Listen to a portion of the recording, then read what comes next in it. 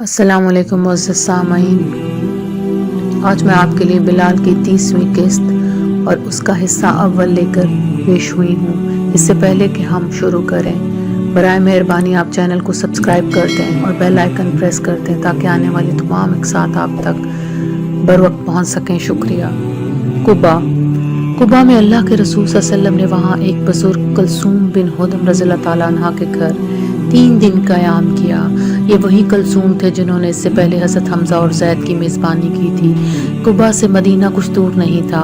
میں تو حضور صلی اللہ علیہ وسلم کی خدمت میں ہی رہتا تھا، لیکن مدینے سے آنے والے اوس اور خزرج کے لوگوں کا تانتا بندھا رہتا۔ اسی قیام کے دور کی ایک نہایت حسین یاد ایک ایسے شخص کی آمد تھی جو نہ اوس کا تھا، نہ خزرج کا، نہ یہودی، نہ عرب کے کسی اور قبیلے کا۔ یہ ایک اجمی تھا جو بنو قریظہ کے ایک یہودی عثمان کے کھجوروں کے باغ میں کام کرتا تھا۔ یہ باغ قبا ہی میں تھا۔ حضور صلی اللہ علیہ وسلم کی جائے قیام سے تھوڑے ہی فاصلے پر وہ آیا تو اس کی شکل و شباہت، لب و لہجہ ہمیں بڑا غیر مانوس سا معلوم ہوا۔ اس کی مٹھی میں چند کھجوریں تھیں، بڑی بے ساخت تھی گئی تھی اس کے مزاج میں۔ حضور صلی اللہ علیہ وسلم کی خدمت میں حاضر ہوتے ہی اس نے بغیر کسی تمہید کے حضور صلی اللہ علیہ وسلم کو کھجوریں پیش کیں اور ساتھ ہی کہا، یہ صدقہ ہے۔ آپ نے نوبارد کو مسکرا کر دیکھا اور اس کے ہاتھ سے کھجوریں لے لیں۔ میں اس کی طرف دیکھ رہا تھا اور مجھے اس کے چہرے کے تاثرات سے اندازہ ہو رہا تھا کہ بات یہیں ختم نہیں ہوگی۔ وہ ٹکٹکی باندھے حضور صلی اللہ علیہ وسلم کو دیکھے جا رہا تھا جیسے اسے کسی بات کا انتظار ہو۔ آپ نے چند لمحے کھجوریں اپنے پاس رکھی اور پھر ایک ایک کر کے حاضرین میں تقسیم کر دیں۔ جب سب ختم ہو گئیں اور نوبارد نے دیکھا کہ انہوں نے ان میں سے ایک بھی خود نہیں کھائی تو اس کے چہرے پر ایک عجیب و غریب چمک پیدا ہوئی۔ اس کا تن بدن روشن ہو گیا جیسے اندر سے کوئی جوالا پھوٹ رہی ہو۔ منہ سے ایک لفظ نہیں کہا اور دل ہی دل میں نہ جانے ایمان کی کتنی منزلیں طے کر گیا۔ ویسے تو ہمارے لیے یہ معمول کی بات تھی، لوگ آتے جاتے رہتے تھے اور فردن فردن یا گروہوں کی شکل میں اسلام قبول کرتے جاتے تھے، لیکن اس شخص کا بلا استفسار یوں اسلام لے آنا مجھے عجیب سا معلوم ہوا۔ پھر اس کے تیور بھی ایسے تھے کہ دل میں کئی سوال بیدار ہوئے۔ عجیب شان تھی اس قبول اسلام کی۔ ابو ذر غفاری رضی اللہ تعالیٰ عنہ کا قبول اسلام یاد آ گیا، جو اسلام کے اولین دنوں میں مکے میں کسی رسول کی آمد کی خبر سن کر آپ کے پاس تشریف لائے اور دین کے بارے میں محض 2 دن سامنے کے سوال کر کے کلمہ پڑھ لیا، اور نہ صرف خود مسلمان ہوئے بلکہ اپنے سارے قبیلے کو مشرف با اسلام کرانے کا شرف حاصل کیا۔ اللہ جل شانہ جسے توفیق دے۔ ایک دوسرا واقعہ ایسا ہی بے ساختہ اسلام لانے کا مجھے کبھی نہیں بھولے گا۔ بعض واقعات ایسے ہوتے ہیں جو دل پر نقش ہو جاتے ہیں۔ مدینے میں آئے ہوئے ہمیں 9-10 سال ہو چکے تھے۔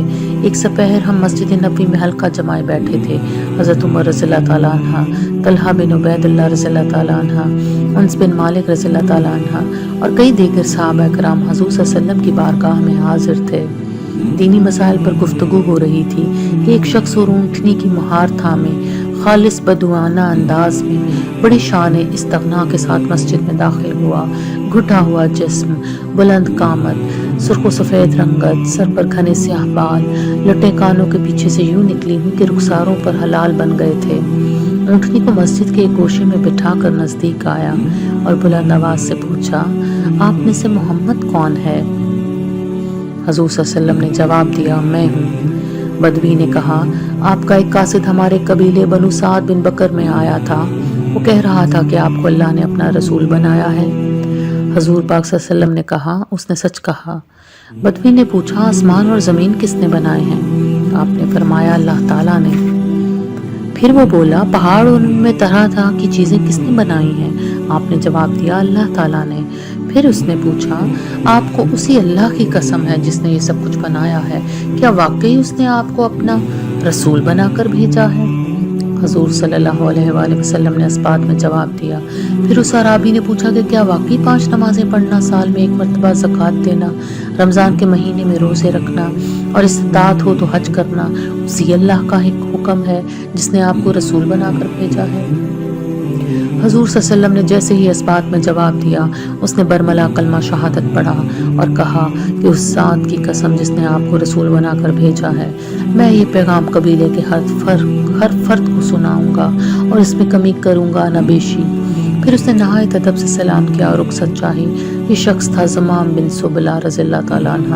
ہم سب اس طرح دارالعرابی کو رخصت کرتے ہوئے دیکھتے رہے۔ وہ اپنی اونٹنی کے پاس گیا، اس کی مہار پکڑ کر اسے اٹھایا اور روانہ ہو گیا۔ جو ہی وہ مسجد کی حدود سے باہر نکل کر آنکھوں سے اوجھل ہوا، اللہ کے رسول صلی اللہ علیہ وآلہ وسلم نے فرمایا، اگر یہ گیسوؤں والا سچا ہے تو ضرور جنت میں داخل ہوگا۔ ایک مرتبہ میں نے عبداللہ بن عباس رضی اللہ تعالیٰ عنہ کو یہ کہتے سنا تھا کہ میں نے کسی قوم میں زمام رضی اللہ تعالیٰ عنہ سے بہتر کوئی شخص نہیں دیکھا۔